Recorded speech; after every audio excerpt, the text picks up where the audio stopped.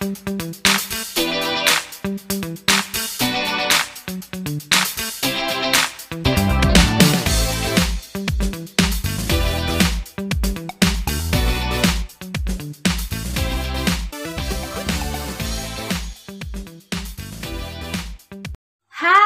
Assalamualaikum warahmatullahi wabarakatuh. Apa kabar Ananda? Semoga selalu sehat ya dan tetap semangat dalam menjalani aktivitas sehari-hari, terutama dalam mengikuti pelajaran bahasa Indonesia. Baiklah Ananda, pada pertemuan kali ini materi yang akan Ibu bahas adalah teks eksposisi. Ananda pasti pernah mengungkapkan pendapat terhadap sesuatu kan? Misalnya Ananda ingin uang jajan Ananda untuk dinaikkan. Oleh karena itu Ananda harus mengungkapkan alasan kepada orang tua mengapa uang jajan Ananda harus ditambah. Misalnya karena harga paket yang semakin mahal. Atau Ananda juga bisa mengungkapkan atau berpendapat terhadap pakaian yang Ibu kenakan, apakah sudah cocok antara warna baju dan jilbab yang Ibu kenakan. Nah, itu namanya Ananda sudah mengungkapkan suatu pendapat. Jadi, di dalam kehidupan sehari-hari, Ananda sudah sangat sering untuk mengungkapkan komentar. Apalagi di zaman yang serba digital ini, dengan sangat mudah kita memberikan komentar-komentar di media sosial. Nah, misalnya kita melihat akun media sosial selebgram atau artis ataupun tokoh-tokoh terkemuka. Kalau kita perhatikan kolom komentarnya, itu banyak sekali komentar-komentar. Ada yang komentarnya positif dan ada yang komentarnya negatif, dan bahkan komentar yang negatif itu sangat banyak. Nah, memang negara kita telah mengeluarkan peraturan untuk masyarakatnya bebas berpendapat, asalkan berpendapat itu menggunakan bahasa yang sopan, tidak menyakiti hati pembaca ataupun pendengar. Berkomentar positif maksudnya di sini bukanlah untuk menyetujui atau mengiyakan atau mengamini sesuatu hal yang kita baca ataupun yang kita dengar. Tetapi berkomentar positif yang Ibu maksudkan itu adalah kita berkomentar dengan bahasa yang sopan, disertai dengan alasan atau bukti mengapa kita berkomentar demikian, terlepas kita menyetujui atau tidaknya apa yang kita dengar, apa yang kita baca tersebut. Ananda sebagai generasi yang terdidik hendaknya tidak lagi atau tidak akan pernah memberikan pendapat yang negatif. Nah, oleh sebab itu, sekarang kita mempelajari tentang teks eksposisi, bagaimana cara memberikan pendapat yang baik dan benar. Nah, dari awal tadi, Ibu telah banyak menyinggung tentang pendapat. Nah, adakah yang sudah tahu apa itu pengertian dari teks eksposisi? Teks eksposisi adalah teks yang berisi pendapat atau argumen mengenai suatu hal disertai dengan bukti atau fakta agar pembaca mengetahui informasi yang kita sampaikan. Nah, Ananda, tentunya teks eksposisi ini berbeda dengan teks yang lainnya. Nah, untuk dapat membedakannya, kita harus mengetahui dulu ciri-ciri teks eksposisi. Nah, yang pertama itu harus bersifat informatif. Seperti yang Ibu sampaikan tadi, teks eksposisi ini harus berisi informasi. Yang kedua, harus berdasarkan fakta. Jadi, apa informasi yang kita tuliskan, yang kita sampaikan harus berdasarkan keadaan yang sebenarnya, yang apa adanya, bukan mengada-ada, bukan sebuah kebohongan. Dan yang ketiga adalah berusaha untuk mempengaruhi. Mempengaruhi untuk apa? Mempengaruhi agar pembaca mengiyakan, mengamini, menyetujui pendapat yang kita sampaikan, tentunya berdasarkan fakta ataupun bukti-bukti yang ada. Ciri yang keempat yaitu memakai bahasa yang baik dan benar. Dalam artian bahasanya harus bahasa baku sesuai dengan ejaan bahasa Indonesia. Jadi berbeda dengan di dalam kehidupan sehari-hari yang biasanya kalau kita berkomentar itu dengan menggunakan bahasa alay, misalnya bahasa gaul, bahasa yang disingkat-singkat. Nah, kalau dalam pelajaran bahasa Indonesia menulis teks eksposisi itu bahasanya harus bahasa yang baik dan benar. Nah, selanjutnya mari kita bahas tentang struktur teks eksposisi. Seperti kebanyakan teks eksposisi juga memiliki struktur, yakni apa saja bagian yang ada di dalam teks eksposisi. Struktur yang pertama adalah tesis. Pernah dengar tesis sebelumnya? Jadi, tesis di dalam teks eksposisi ini adalah pengenalan isu, yaitu bagian awal daripada teks eksposisi ini.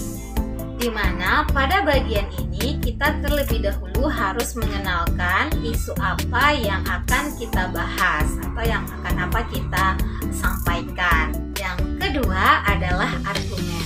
Bagian ini biasanya merupakan bagian yang paling panjang. Kenapa? Karena dalam menyampaikan pendapat kita otomatis membutuhkan sebuah alasan. Nah, alasan ini memerlukan bukti, fakta-fakta yang mendukung, data-data agar pendapat yang kita sampaikan dapat diterima oleh pembaca atau pendengar. Ketiga adalah rekomendasi atau penegasan ulang. Bagian ini berisi tentang kesimpulan tentang apa yang kita sampaikan sebelumnya. Nah, untuk lebih jelas, Ibu akan memberikan sebuah contoh.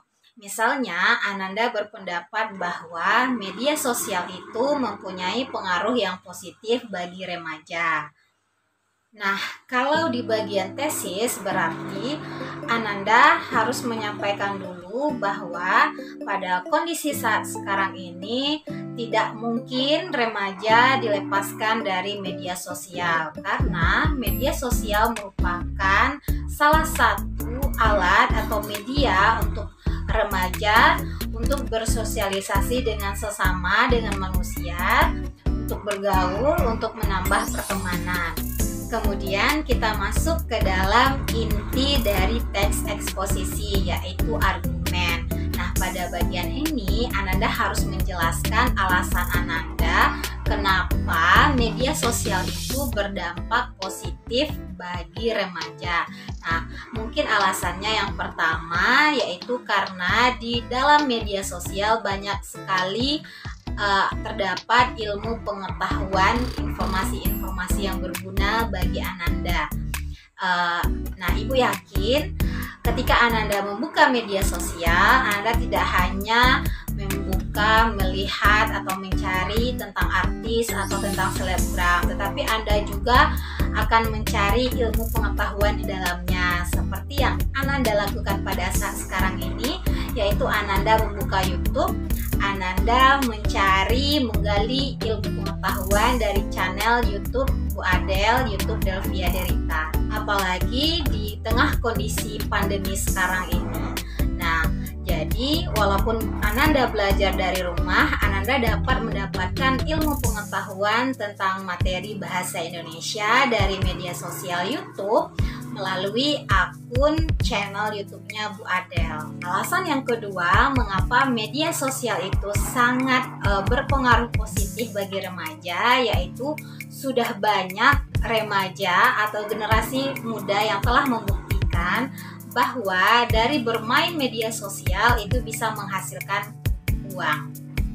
Apabila para remaja atau para generasi muda dapat menggunakan media sosial dengan bijak, memposting hal-hal yang bermanfaat, hal-hal yang positif di akun mereka, itu akan mendapatkan apresiasi dari netizen. Dan pada akhirnya, karir mereka di dunia internet atau di dunia keartisan di dunia maya itu akan melejit. Apalagi bagi mereka yang telah mengerti materi kita pada pertemuan sebelumnya, yaitu materi tentang iklan. Bagaimana menulis iklan yang baik dan benar itu akan memuluskan karir mereka di dalam dunia maya. Alasan yang ketiga, mengapa media sosial ini penting atau berpengaruh positif bagi remaja, karena media sosial ini merupakan salah satu alat yang bisa digunakan untuk pendeteksi bakat. Jadi misalnya kalau mau menentukan bakat seorang anak, itu lihat media sosialnya. Jika dipenuhi dengan konten-konten cover-cover lagu, berarti bakat seorang remaja tersebut ada di bidang musik atau menyanyi. Nah, itu tadi argumen-argumennya. Sekarang kita ke bagian rekomendasi atau penegasan ulang. Nah, selanjutnya pada bagian rekomendasi atau penegasan ulang, kata-katanya bisa saja seperti ini. Dari contoh atau fakta yang telah dipaparkan di atas, maka terbuktilah bahwa penggunaan media sosial itu sangat berpengaruh positif bagi remaja. Nah, bagaimana Ananda? Sudah pahamkan tentang pengertian dan struktur teks eksposisi? Jika Ananda masih ada keraguan atau ada pertanyaan, silahkan tulis di kolom komentar di bawah ini. Ya Ananda, sebelum video ini berakhir, jangan lupa berlangganan bagi yang belum dengan cara klik tombol subscribe, suka, dan bagikan video ini jika dirasa teman-teman Ananda memerlukannya. Bila Ananda, sekian dulu dari Ibu. Sampai ketemu di lain waktu. Assalamualaikum warahmatullahi wabarakatuh. Salam bahasa Indonesia, salam literasi.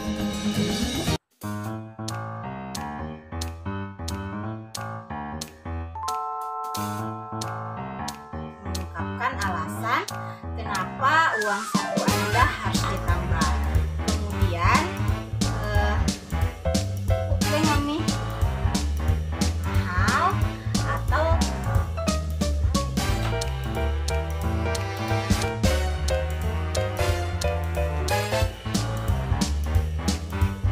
eksplorasi yang bisa mempublikasi.